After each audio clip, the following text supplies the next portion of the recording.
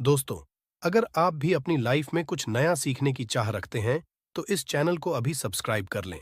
दोस्तों, आप सभी को निर्जला एकादशी व्रत की बहुत सारी हार्दिक बधाई एवं अनंत शुभकामनाएं। आप सभी के जीवन में लक्ष्मी नारायण की कृपा से आप सभी को सभी प्रकार के सुख और समृद्धि की प्राप्ति हो। हिंदू धर्म में निर्जला एकादशी के व्रत को सबसे बड़ा माना जाता है। शास्त्र अनुसार निर्जला एकादशी का व्रत करने और इसकी व्रत कथा को सुनने से मनुष्य के सभी पाप नष्ट हो जाते हैं और सभी मनोकामना की पूर्ति होती है। आज के इस वीडियो में हम आपको निर्जला एकादशी की दो पौराणिक सत्य कथा कथाएं और एकादशी के दिन जरूर सुनी जाने वाली बैंके बिहारी की कथा सुनाएंगे। आप सभी प्रिय भक्तगण बड़े ही प्रसन्न चित्र, श्रद्धा भाव मन सेम कथाओं का श्रवण अवश्य ही कीजिएगा। ज्येष्ठ मास के शुक्ल पक्ष की एकादशी निर्जला दशी के नाम से जानी जाती है। अन्य महीनों की एकादशी को फलाहार किया जाता है, परंतु जैसा कि इस एकादशी के नाम से स्पष्ट है, इसमें फल तो क्या जल भी ग्रहण नहीं किया जाता है। इसलिए गर्मी के मौसम में यह एकादशी बड़े तप व कष्ट से की जाती है। यही कारण है कि इसका सभी एकादशियों से अधिक महत्व है।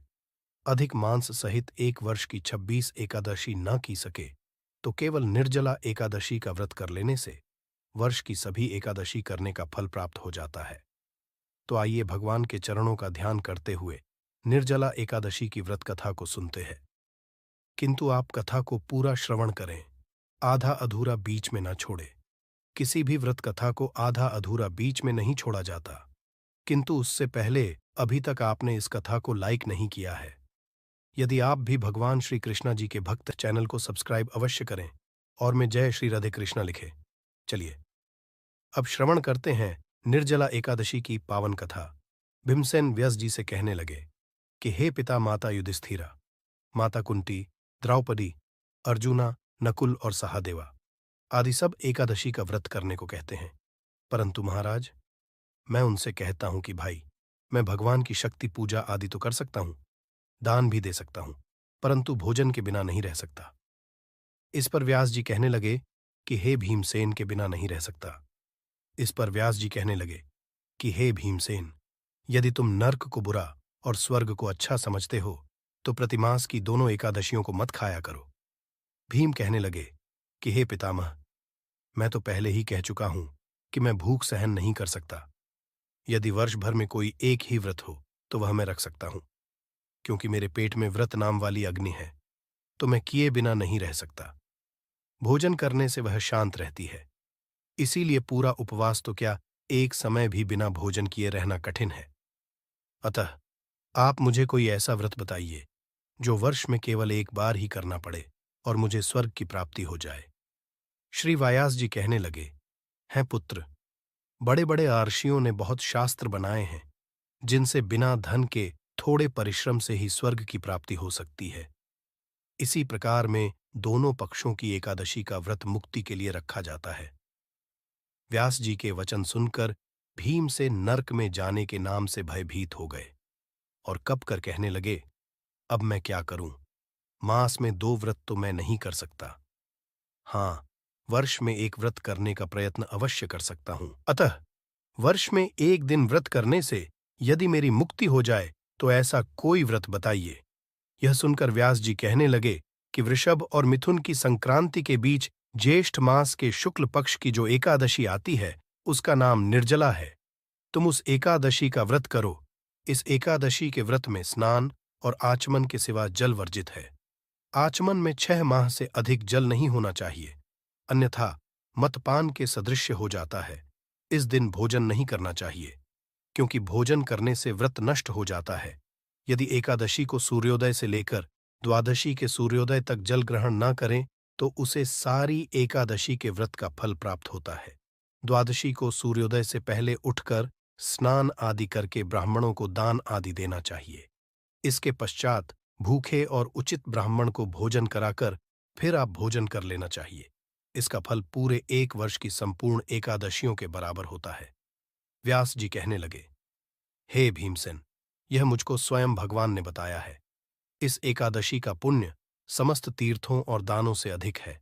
केवल एक दिन मनुष्य निर्जल रहने से पापों से मुक्त हो जाता है। जो मनुष्य निर्जला एकादशी का व्रत करते हैं, उनकी मृत्यु के समय यमदूत आकर नहीं घेरते हैं।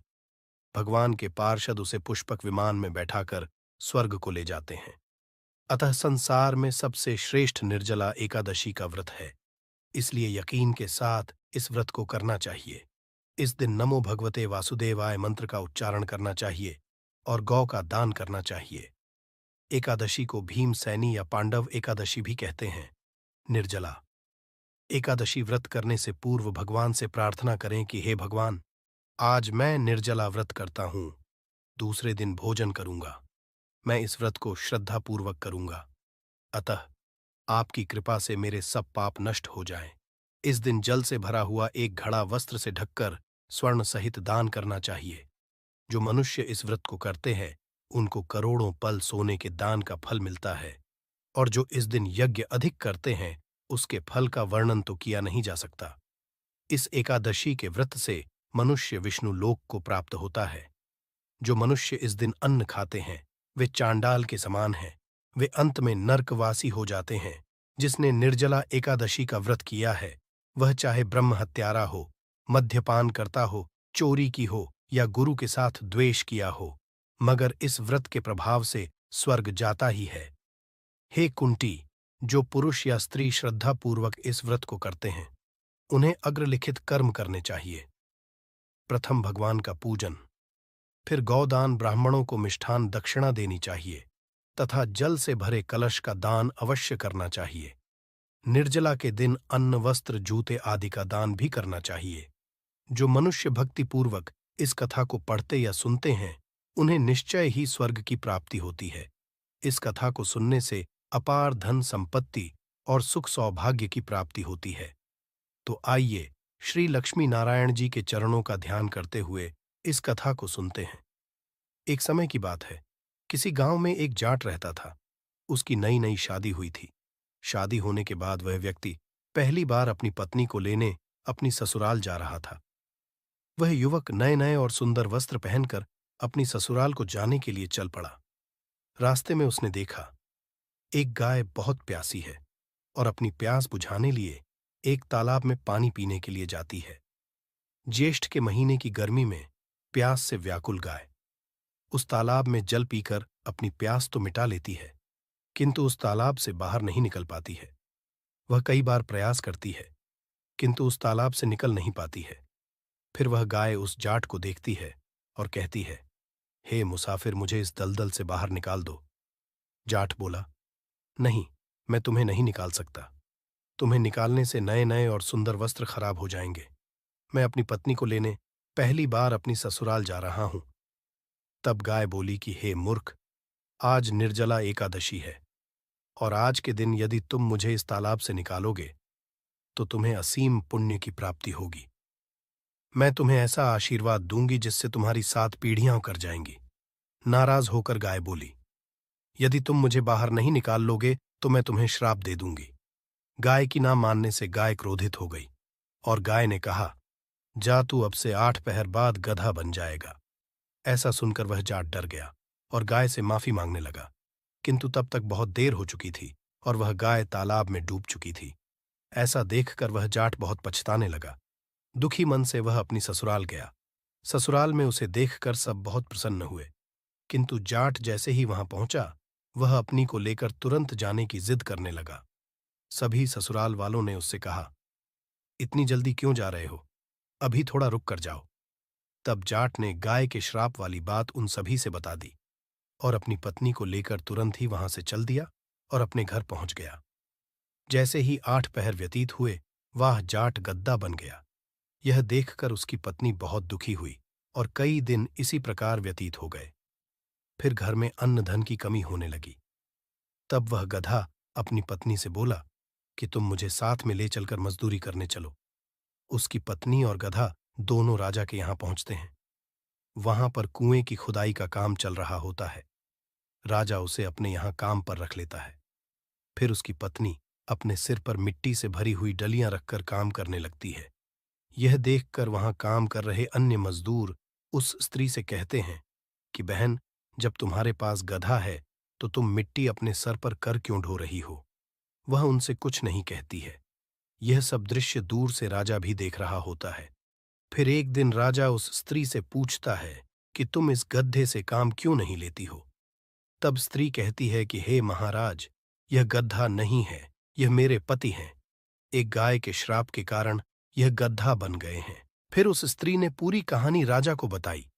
तब राजा ने उस स्त्री की मदद करने की सोची और अपने राज्य के विद्वान ब्राह्मण को बुलाकर इसका उपाय। तब उन ब्राह्मणों ने राजा से कहा कि महाराज, इसका एक ही उपाय है। यदि कोई मनुष्य अपने जीवन काल में 101 एकादशी का व्रत रख चुका हो और वह अपने इस पुण्य का फल यदि इस गधे को दे दे, तो वह फिर से मनुष्य बन जाएगा। इसके बाद राजा ने अपने सिपाहियों के द्वारा पूरे नगर में यह खबर पहुंचा दी कि जिस किसी ने भी 101 एकादशियों का व्रत रखा हो और यदि वह अपना पुण्य देने को तैयार हो, तो वह उस व्यक्ति अपना आधा राज्य दान कर देंगे। किंतु ऐसा ऐलान करने के बाद भी पूरे राज्य में कोई ऐसा व्यक्ति नहीं मिला।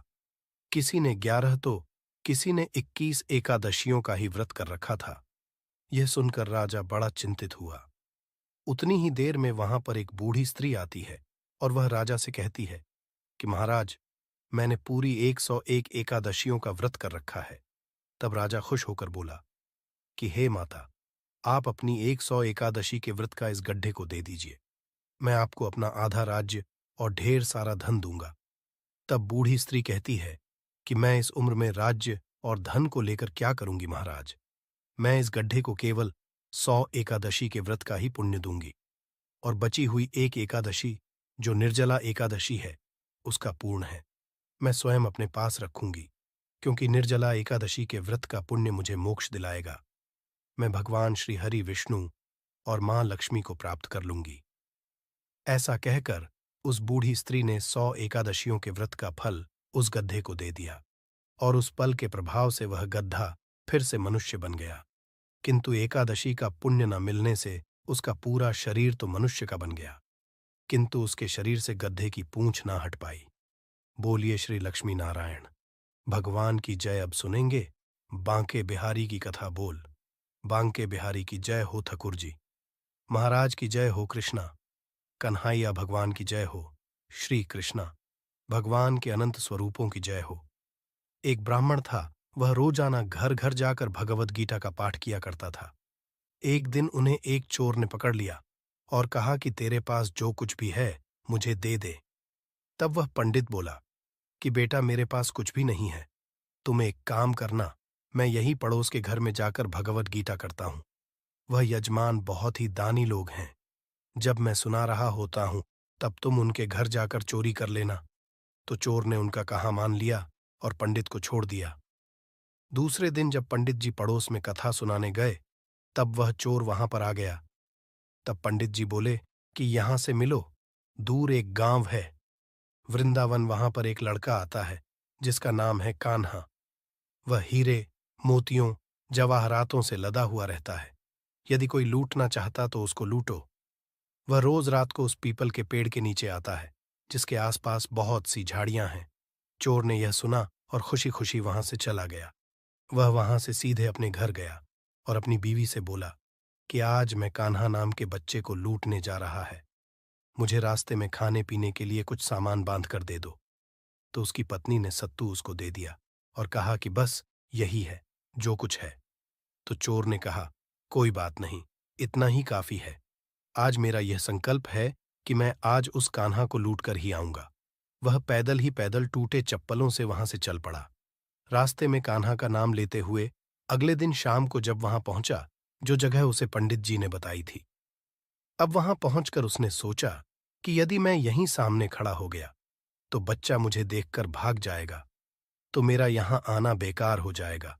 इसीलिए क्यों नहीं, मैं पास वाली झाड़ी में छुप कर बैठ जाता हूं। जैसे ही वह बच्चा आएगा तो उसे लूट लूंगा। ये सोचकर वह जैसे ही झाड़ी में घुसा तो झाड़ियों के कांटे उसको चुभने लगे। उस समय उसके मुंह से एक ही आवाज आई, कान्हा। कान्हा, उसके सारे शरीर पर कांटे ही कांटे लग गए, पर उसके मुंह से सिर्फ एक ही आवाज निकल रही थी कि कान्हा आ जाओ, कान्हा आ जाओ। कान्हा अपने भक्तों की ऐसी दशा देखकर कान्हा जी चल पड़े। तभी रुक्मणी जी बोली कि प्रभु आप कहाँ जा रहे हो, वह आपको लूट लेगा। तो प्रभु बोले कि कोई बात नहीं, मैं अपने ऐसे भक्तों के लिए लूट जाना तो क्या मिट जाना भी पसंद करता हूं। ठाकुर जी ने बच्चे का रूप धारण किया और आधी रात को वहां आ गए, और वह जैसे ही पेड़ के पास पहुंचे, चोर एकदम से बाहर आ गया और उन्हें पकड़कर बोला कि कान्हा, तूने मुझे बहुत दुखी किया है। ये चाकू देख रहा है ना, अब चुपचाप सारे गहने मुझे दे दें, वरना मैं तुम्हें मार दूंगा। तो कान्हा जी ने हंसते हुए सारे गहने उसे दे दिए। चोर हंसी खुशी अगले दिन अपने गांव वापस पहुंच गया। सबसे पहले उस जगह गया जहां पर पंडित जी कथा सुना रहे थे। जितने भी गहने वह चोरी करके लाया था, उसका आधा हिस्सा पंडित जी के चरणों में रख दिया। जब पंडित जी ने पूछा कि यह क्या है, तब उसने कहा कि आपने ही मुझे उस कान्हा का पता दिया था, मैं उसी को लूट कर आया हूं और यह आपका आधा हिस्सा है। तो पंडित जी ने सुना तो यकीन हुआ और बोले कि मैं इतने सालों से पंडिताई कर रहा हूं, वह मुझे आज तक नहीं मिला, और तेरे जैसे पापी को कान्हा कहां से मिल सकता है। तो चोर ने कहा कि मैं सच बोल रहा हूं। चोर के बार बार यही बात कहने पर पंडित जी बोले कि चल, मैं भी चलता हूं तेरे साथ, वहां पर मुझे भी दिखा कान्हा कैसा दिखता है। और वह दोनों वहां से चल दिए। चोर ने पंडित जी से कहा कि आओ मेरे साथ यहां पर छुप कर बैठ जाओ। दोनों का शरीर कांटों से लहूलुहान हो गया और बस मुंह से एक ही आवाज निकली कि कान्हा कान्हा आ जाओ। ठीक मध्य रात्रि कान्हा जी बच्चे के रूप में वहां आए तो दोनों झाड़ियों से निकलकर बाहर आ गए। पंडित जी की आंख में आंसू थे, वह फूट फूट कर रोने लगे। चोर के चरणों में गिर पड़े और बोले कि हम जिसे आज तक देखने के लिए तरसते रहे, जो आज तक लोगों को लूटा आया है, तुमने आज उसे ही लूट लिया। धन्य हो, आज तुम्हारी वजह से मुझे कन्हा के दर्शन हुए हैं। तुम धन्य हो। इसीलिए कहा जाता है कि जो सच्चे दिल से कृष्णा कन्हैया को पुकारता है, तो वह भागे भागे चले आते हैं। तो प्रेम से कहिए, श्री रधे रधे गोपाल। दूसरों ना कोई बोलिए, श्री लक्ष्मीपति विष्णु भगवान की जय। हरे कृष्णा। एक और कहानी कहने वाली हूं, लपसी और तपसी की कहानी। एक लपसी था, एक तपसी था। तपसी हमेशा भगवान की तपस्या करता था, किंतु उसे चोरी करने की आदत थी। लपसी हमेशा शेर की लस्सी बनाता और पहले भगवान को भोग लगा था, उसके बाद मैं स्वयं भोजन करता। दोनों भाइयों का यही नियम था।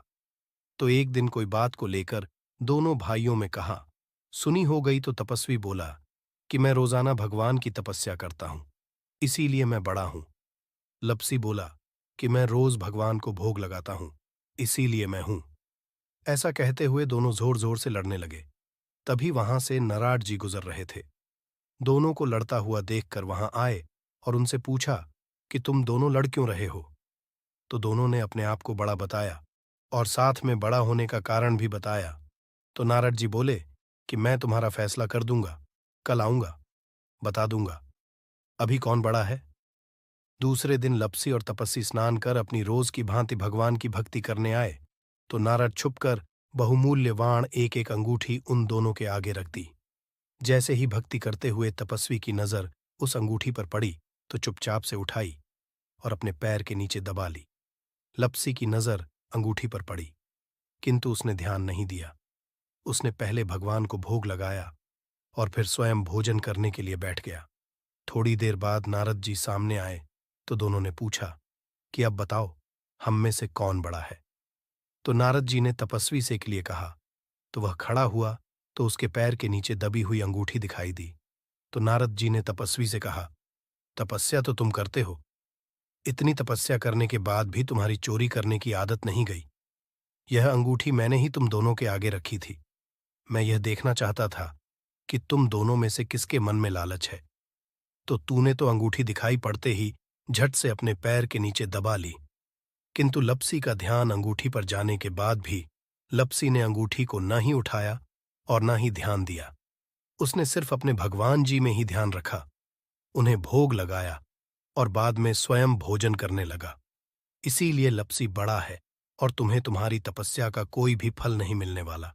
जितनी चाहे मर्जी तुम तपस्या कर लो, तुम्हें इसका कोई भी फल नहीं मिलेगा। तो तपस्वी को यह सुनकर बहुत ही दुख हुआ और वह शर्मिंदा होकर नारद जी से माफी मांगने लगा। और लगा कि आज तक कि मेरी गलती माफ करो और मुझे बताओ कि मुझे मेरी तपस्या का फल कैसे मिलेगा। आज के बाद कभी भी मैं चोरी नहीं करूंगा। तो नरड जी ने कहा कि यदि कोई गाय और कुत्ते की रोटी नहीं बनाएगा तो उसका फल तुझे मिलेगा। यदि कोई आदमी ब्राह्मण को भोजन करवाकर उसे दक्षिणा नहीं देगा तो उसका फल भी तुझे ही मिलेगा। यदि किसी को सूट साड़ी यदि हम देते हैं, उसके ऊपर यदि भेंट कुछ रुपए नहीं देंगे तो उसका फल भी तुझे ही मिलेगा। यदि कोई व्यक्ति दिए से दिया जलाएगा तो उसका फल भी तुझे ही मिलेगा। यदि कोई औरत आंगन लिपकर चौका नहीं लीपेंगी तो उसका फल भी तुझे ही मिलेगा। यदि कोई व्रत कथा में सारी कहानी सुन ले किंतु तुम्हारी कहानी न सुने तो उसका फल भी तुझे ही मिलेगा। उसी दिन से हर व्रत कथा और कहानी के साथ लपसी तपसी की कहानी कहीं और सुनी जाती है।